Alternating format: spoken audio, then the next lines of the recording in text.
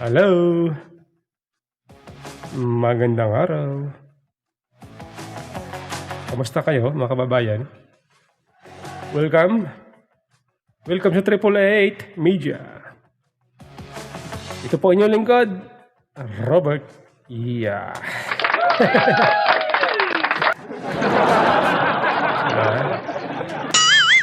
Kamusta kayo mga kababayan? Kamusta kayo? Sana nasa mabuti tayong kalagayan. Ano man ang ating ginagawa, ano man ang ating problema, sana makayanan natin. Mapagtagumpayan natin, lalo na sa kahirapan.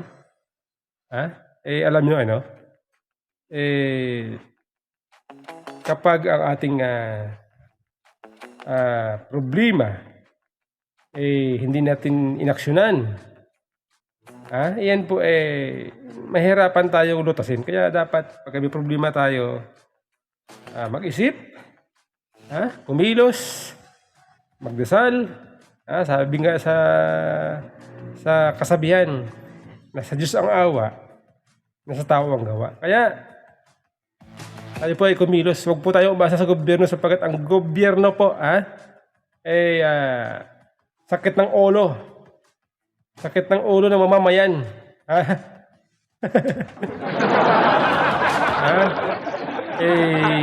Gobyerno mismo ang gumagawa ng problema. Halip na ang gobyerno ay maglingkod, ito sila. Ito sila, ang ating mga leader ay walang ginagawa. Puro pamumulitika ang ginagawa. Biruin nyo sa kamara. Halos araw-araw may hearing. Ang ini-hearing ay Duterte. Duterte.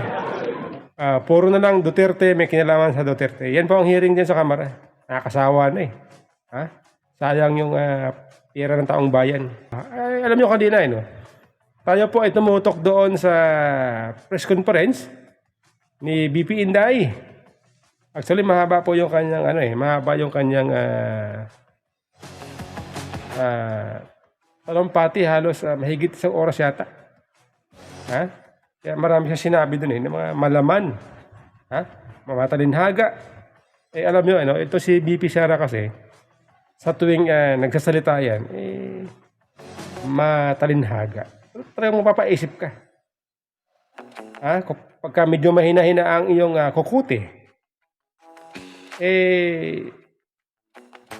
hindi mo maarok kung ano ba ang konteksto ng kanyang sinasabi. Ito po, isa po sa example na matalinhaga na sinasabi nito si BP Sara ay ito. Mamaya i-play natin Undagan ko, Presidente, inanyang may tabo. Nagkaroon ako ng SWOT analysis para lang takbo o hindi. Diba? Lahat ng pumapasok sa opisina ko when I was mayor, meron akong paper nakahati ng ganyan. Okay, ikaw, you give me a pro and a con. You give me a positive and a negative running for president.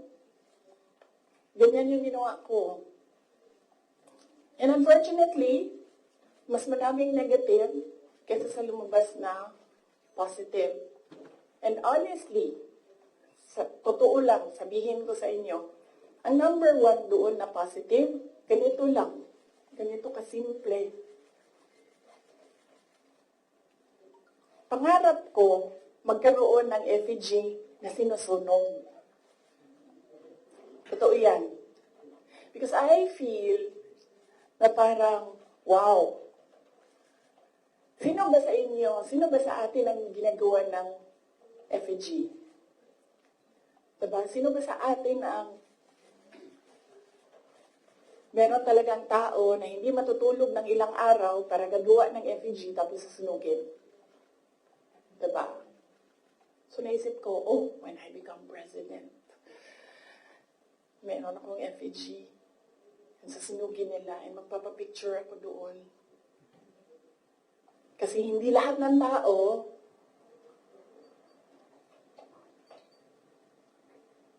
merong ganon sa buhay nila. Gets niyo ba ang kanyang ibig sabihin? Sabi niya, pangarap daw niya magkaroon ng APJ, na susunugin. Then sabi niya, meron daw mga tao na hindi natutulog para lang gumawa ng APJ tapos susunugin. Pangarap na niya magkaroon ng APJ. Gets nyo ba mga kababayan na kanyang ibig sabihin? Ang konteksto na kanya sinasabi. Raul Manuel. Franz Castro. Yung mga pasaway dyan, makabayan black. Yan po ang tinutukoy ni BP Sara. Ibig sabihin, ang ibig niya sabihin dyan, plano niya, gusto niya, lipulin, gusto niyang ubusin, burahin. Sa lipunan, itong mga pasaway. Ngayon, pag ginawa na yan, pag ginawa na yan, ano ang gagawin ng mga pasaway? Hindi gagawa ng APJ. Tapos susunugin, tatapak-tapakan, susuntok-suntukin. Para mga ganon.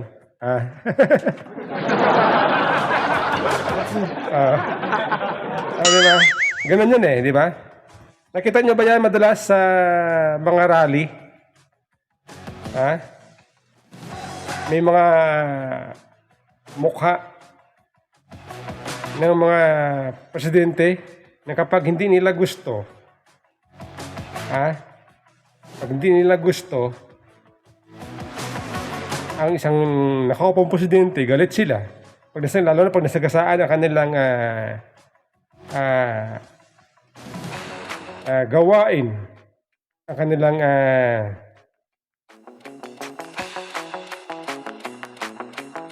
mga ginagawa sa lipunan, galit sila.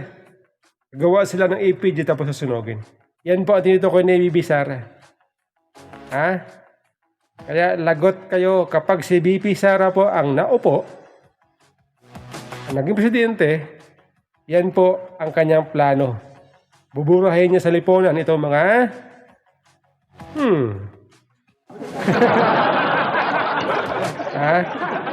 Yan po yan, tinutukoy na dyan.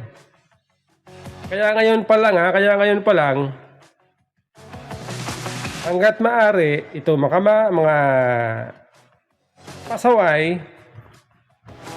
ito, lalo na ito makabayan black, ayaw nila na maging presidente si Sara. Kaya ngayon pa lang, nakikipagsabuatan sila sa mga Marcos, kay Romualdez, na noon ay kaaway nila, pero dahil sa hangarin nila na wag maupo si Sara, nagkikisabuatan sila. Ito naman yung Marcos. Alibasa, sabi ni BP Sara ay walang alam, hindi marunong bilang presidente, nagkikipagsabuatan sa makabayan black. Akala niya naman nito mga Marcos, after ni BBM sa Malacanang, tapos na ang kanilang mga karera sa politika. Hindi. Hindi pa tapos. Ngayon lang yan, tahimik ang makabayan black, ang mga pasaway, dahil alam nila na kapag ginulo nila si Marcos, ang makikinabang si BP Sara. Kaya ngayon, ang target nila si Sara para wag maupo sa Malacanang sa 2028. Eh, ang problema dito kay Marcos kasi, lalo na ito si Romualdez, isinusulong pa yung pestok. Diba? Yan po ang mensahe ni VP Sara sa mga mahilig gumawa ng APJ. Yan po yan. Ay kanina, kanina kasi nabanggit ni VP Sara itong yung salitang binitawan ni Bongbong Marcos last week. Sabi kasi ni Marcos, siya daw po ay na-deceive, kumbaga nalinlang, nabudol ni VP Sara. Akalain mo yun, sasabihin ng isang Marcos na siya ay nabudol ng isang VP Sara. Ay alam naman natin, unang-una alam natin na ang lumapit ng gambala kay VP Sara sa Davao ay itong mga Marcos. Diba? Nananahimik doon si VP Sara sa Davao. Pinuntahan itong magkapatid, hinikayat, pinangakuan na continuation ng mga proyekto ng dating Pangulong Duterte. Ngayon, napapayag nila si VP Sara. Ngayon, nakuha na ng gusto nila, nakaupo sa Malacanang. Ito ngayon ang ginagawa nila kay VP Sara. Pinipersecute. Nilalait. Lahat na. Diba? Akala naman nila, matatapos ang karir ni VP Sara. Hindi. Kung ang basihan nyo lang,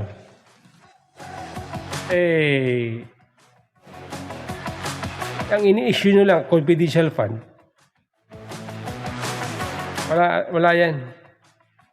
Wala yan. Babalik at babalik sa Malacanang si VP Sara. Tandaan ninyo. Kung hindi man si VP Sara, ibang Duterte. Tandaan ninyo.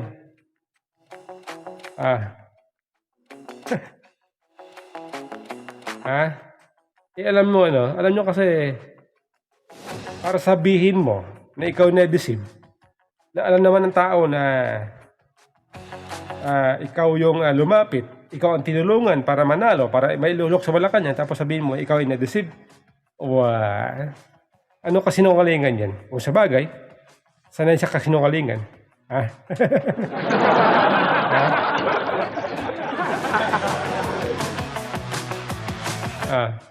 Sanay kasi sa kasinungalingan itong si Marcos Jr.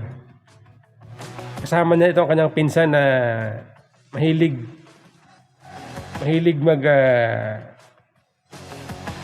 alam nyo na, mahilig pa-picture. Nakalain nyo sabihin ba naman ng isang presidente na siya ay nalinlang, tapos doon nung kasalukuyang kaguluhan doon sa KOGC, sasabihin ni isang pangulo na wala daw pulis ang pumasok na may baril. Tapos kitang-kita mo sa media, mga pulis na full battle gear. Diba? Lantara kasinungalingan. Diyan po galit si VP Sara sa mga sinungaling.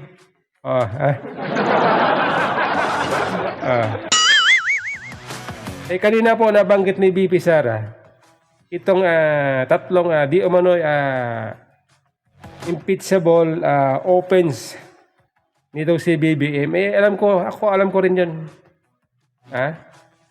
Siyempre nangunguna dyan itong Duran-Duran. Duran-Duran.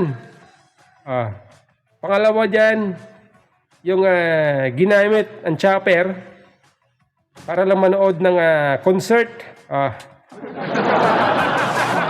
Diba? Kaya lang, katulad ng sinabi ni VP Sara, hindi yan napasa sa kamera. Dahil, ang mga tao dyan, yung mga congressman, palibasa na aambunan. Kaya pikit mata sila kahit na kitang-kita na itong mga ginagawa ni Marcos